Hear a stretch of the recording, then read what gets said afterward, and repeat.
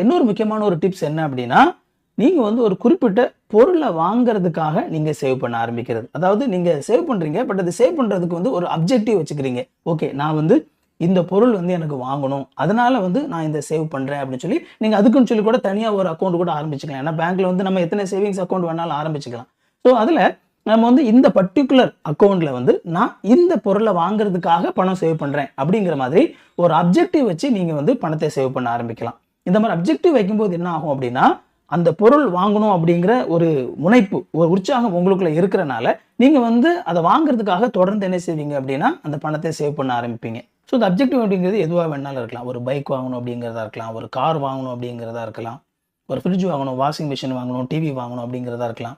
இன்னும் பெருசா நீங்க பார்த்தீங்க அப்படின்னா, பிள்ளைங்களுடைய படிப்புக்காக, பிள்ளைங்களுடைய திருமண செலவுகளுக்காக அப்படின்னு சொல்லி ஒரு குறிப்பிட்ட அப்ஜெக்டிவ்ஸ் நீங்க செலக்ட் பண்ணி, அந்த பர்ட்டிகுலர் அப்ஜெக்டிவ் அப்படின்னு சொல்லிட்டு நீங்க அதுக்குன்னு சொல்லி நீங்க பணம் சேவ் பண்ண ஆரம்பிச்சீங்க அப்படின்னா, அதுவும் உங்களுக்கு வந்து சரியான விதத்துல அந்த பணத்தை சேவ் பண்றதுக்கான ஒரு மோட்டிவேஷன உங்களுக்கு குடுக்கும். இன்ஃபாக்ட் நீங்க இன்வெஸ்ட்மென்ட் அப்படின்னு சொல்லி நீங்க போனாலே, பொதுவா இன்வெஸ்ட்மென்ட்க்கு வந்து உங்களுக்கு என்கரேஜ் பண்ணக்கூடியவங்க அல்லது அட்வைஸ் பண்ணக்கூடியவங்க, என்ன அப்ஜெக்டிவ்காக நீங்க வந்து இந்த இன்வெஸ்ட்மென்ட் பண்றீங்க? உங்களுடைய நோக்கம் என்ன? அப்படிங்கிறத முதலாவது கேட்பாங்க.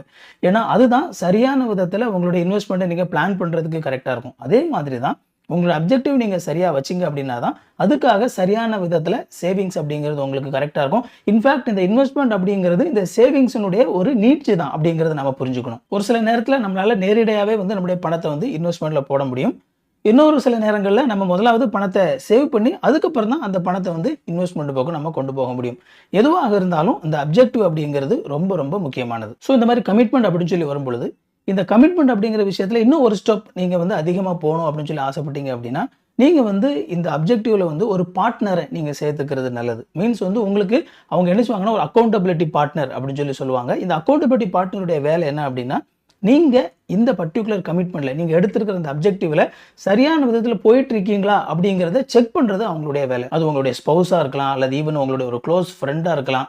யாரா இருந்தாலும் நீங்க ட்ரஸ்ட் பண்ணக்கூடிய ஒரு ஆளை நீங்க அக்கவுண்டபிலிட்டி பார்ட்னரா நீங்க இந்த விஷயத்துல சொல்லிக்கலாம். ஸோ இந்த அக்கவுண்டபிலிட்டி பார்ட்னர் அப்படிங்கிறது நீங்களே உங்களோட ஃப்ரெண்டு கிட்ட கேட்டு நீங்க ஃபிக்ஸ் பண்ணிக்கிறது தான். ஸோ நீங்க அவங்ககிட்ட போய் இந்த மாதிரி எனக்கு ஒரு அப்ஜெக்டிவ் இருக்குது, நான் வந்து இந்த பர்ட்டிகுலர் விஷயத்துக்காக சேவ் பண்ணணும்னு சொல்லி நினைக்கிறேன், அல்லது இந்த பர்ட்டிகுலர் விஷயத்துக்காக நான் வந்து இன்வெஸ்ட் பண்ணணும் அப்படின்னு சொல்லி நினைக்கிறேன்.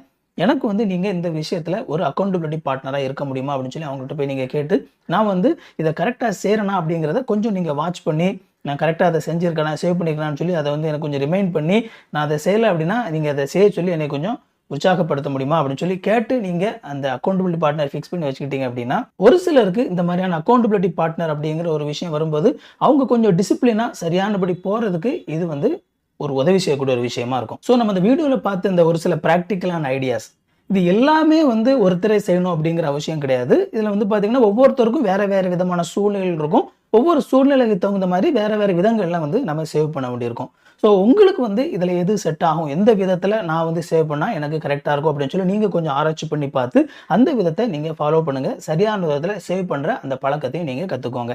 இந்த வீடியோ உங்களுக்கு ரொம்ப யூஸ்ஃபுல்லாக இருக்கும் அப்படின்னு சொல்லி நான் நினைக்கிறேன். இதே மாதிரி இன்னும் நிறைய யூஸ்ஃபுல்லான வீடியோஸ் நம்ம சேனலில் இருக்குது, போய் பாருங்கள். இந்த வீடியோ பிடிச்சிருந்தா அந்த வீடியோ லைக் பண்ணுங்கள். இது வரைக்கும் சேனலை சப்ஸ்கிரைப் பண்ணல அப்படின்னா சேனலை சப்ஸ்கிரைப் பண்ணிக்கோங்க.